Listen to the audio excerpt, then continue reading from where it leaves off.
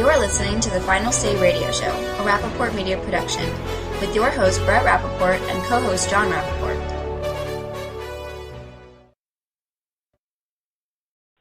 We've got our good friend Dan Holler, who's joining us from Heritage Action for America. He's the communications director, and he does great work. Dan, I'm so glad you could spend a few minutes with us today, trying to just break down what the president said. It's really amazing. One thing he said, this is, amongst others that were funny to me, when he starts blaming the bureaucracy.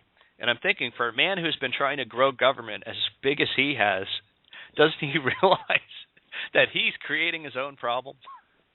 Yeah, it really was a surreal thing to watch. I think it was a low moment in his presidency, and that's saying a lot because he's had a lot of low moments. This one seemed to be one of the worst, though, because he was almost indicting his fundamental belief in government. And, he tried to, be the big man and stand up there and show some humility, which is a rare trait for him. But, if you sort of read what he was saying or listened to what he was saying and sort of digested it, it really comes down to the fact that he doesn't work, that it's not working. I don't know what plan he was living on that he thought this would work, but it's obvious that it failed, and he's not sure how to go out and handle it because at this point, progressivism is really hard to defend in light of this. Now, Dan, we don't have time to cover it all, but just a couple things that really stuck out at me. I don't know if you caught this one, but when he was making the comments about filling out the applications, and then he brought up, I remember when I was filling out my college applications, and I'm thinking to myself, yeah, but what name and what residency did you use on those? And I know you might not want to get into that, but I'm just thinking to myself, what is he the hole that this guy is digging himself into right now? I don't think he realized what he said there. No, it was, it's probably true for a lot of what he was saying. He was up there sort of rambling and trying to filibuster and not take questions because he had not a lot of hard questions, but he had, 3 questions that were actually really tough. And, rather than answering them directly, he just sort of pontificated as sort of a law professor would and sort of ramble on. And, in the course of all that, to your point about filling out forms, he at one point said, buying insurance is hard. They're finding that out now. They're just finding that out. Talk to anybody who's been through the process. It just goes to show you that he has been, and his entire team has been completely insulated and divorced from what Americans go through as part of their everyday lives, yet he's there, dictating what we can and can't do without that practical real-world experience that a lot of us have. Yeah, they seem to be divorced from reality. And, I think it was Major Garrett's question where he, asked, who informed him about the website issues. And the president says, I was not informed directly, which is like a Clinton-like kind of a lie. Because what? Because somebody else was told and then they told you, so it wasn't direct? I overheard it during at a meeting that I was in. Okay, fine, but the idea that they didn't know and that this was his signature legislative achievement, it was his number one priority, and he didn't know what the heck is going on, he was either lying to the American people again, or it just shows that he is an incompetent leader. Either way, it's not good. But, each has its own set of problems, and I think a lot of Democrats look at today and said, couldn't you have just issued a press release or said a statement and gone away instead of going through this Q&A? Because it was brutal, and I don't think he did these Democrats who were running scared from the law any favors. No, the psychoanalysts are going to have a field day with this one. But Dan, he said he did 2 things in what he said. One, he started talking about tax credits, and to me, that is incredibly dangerous because, I don't know, last time I checked, according to the Constitution, any changes in tax law is required to be done by our Congress and originate in the House. And so I don't know where the president has the authority to start making tax law changes, but I guess, according to Justice Roberts, because it's a tax law, that, I guess it's okay. I don't know. So, but beyond that, then, as he's discussing all this, and you listen to the other people, such as Pelosi, defending this, I'm really, Dan, questioning, did any of these people read the bill that they wrote? Because clearly they have no idea what is in this thing, what it's doing, and even worse, Dan, they have no conception about how the insurance industry actually operates because now all the insurance industry experts are running out saying, whoa, hold up, you're causing even greater problems. What are you doing? Stop. Well, I mean, in part, that's what they want. I mean, this was an intentional play to try to shift the blame off of the Obama administration and onto the insurance companies, and to some extent the state regulators, but not a lot of people know that their insurance is regulated at the state level and that they're a state regulator. So, I mean, really, this is an effort to shift blame over to the insurance companies. The companies which, helped get this law passed have been, sort of very helpful to the administration. The administration needs them to get the rollout of the website working. I mean, it is a really interesting thing, and it's politically desperate. But, if Obamacare is going to succeed, they need the insurance companies bought in.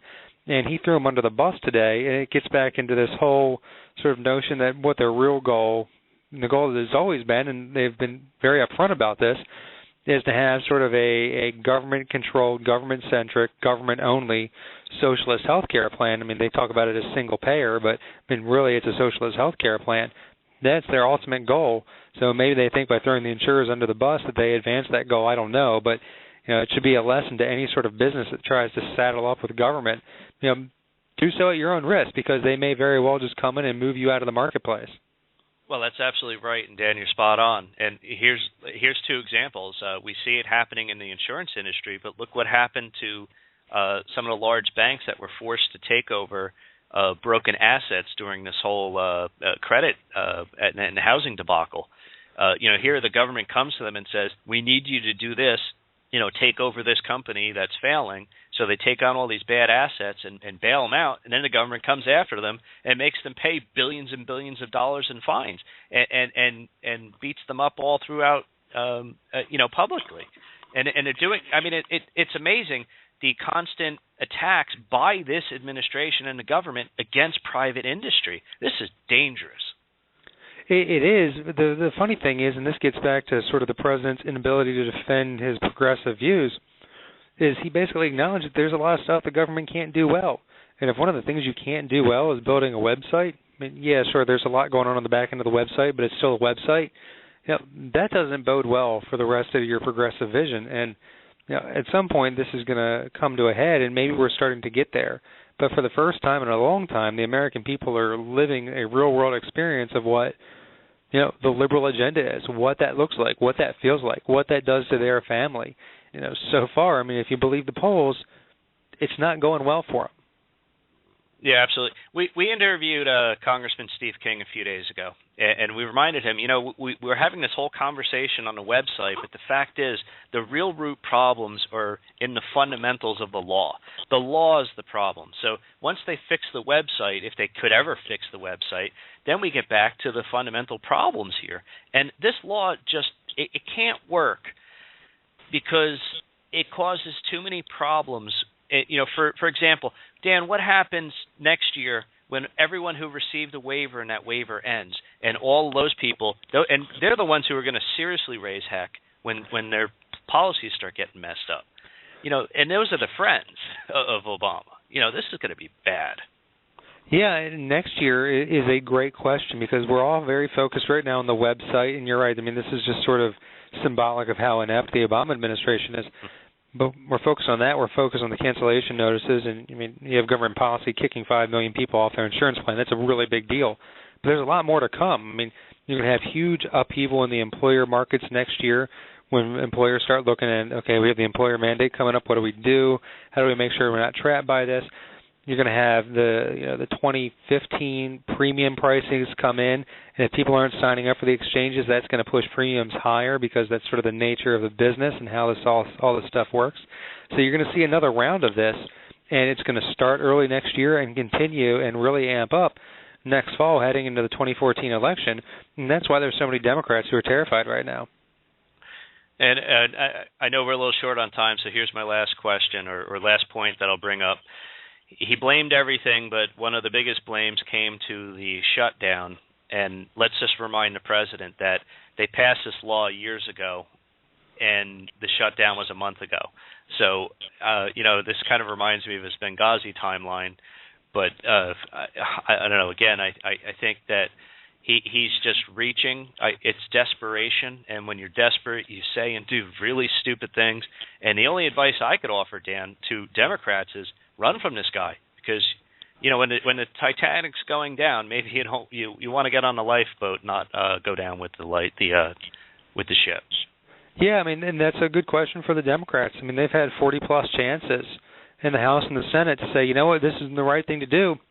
Maybe we should delay parts of it, repeal parts of it, change parts of it, get rid of the whole thing.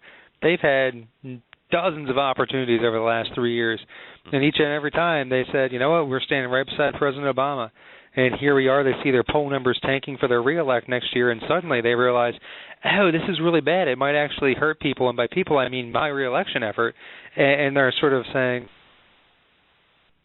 Hello? Hello? Oh, I'm sorry. I lost you there for a sec. Sorry. Yeah, I noticed that Debbie Wasserman Schultz said, hey, we're standing unified with this thing. And frankly, I think it's a mistake. By the way, John Boehner should hold a vote today in the House to repeal the law again. Yeah, I mean, there is a lot of question about where do congressional Republicans and conservatives go from here. What's the legislative strategy? Where do you go next? And I think it's important to understand that whatever it is, there's the recognition that this law can't be fixed. I mean, that's the temptation amongst Democrats and certainly the administration. How can we fix it and move on? Can't be fixed. So, I mean, to the extent anything happens legislatively, we have to make sure that we're focused on getting rid of the law in its entirety, and maybe there are some steps in between, doing that and where we are now. But the idea that somebody would try to go out and fix this thing, I think is a huge waste of time and energy because it can't be fixed. And I agree with you 100%. Anyway, Dan, what's the website for you guys? Hey, it's heritageaction.com. Great. Dan, thank you so much for the time today, and we'll talk to you soon. Take care. Hey, appreciate it. Have a good one. All right. Again, that's Dan Holler, the Communications Director with Heritage Action for America. Good stuff as always.